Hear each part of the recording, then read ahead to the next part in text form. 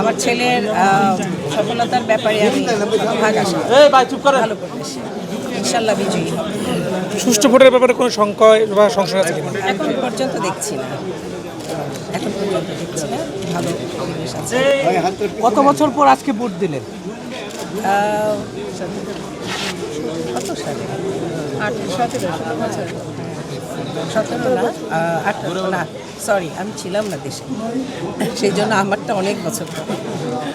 আপনি সম্ভবত 2002-এ last mayor ইলেকশনে ভোট দিয়েছেন। না, 9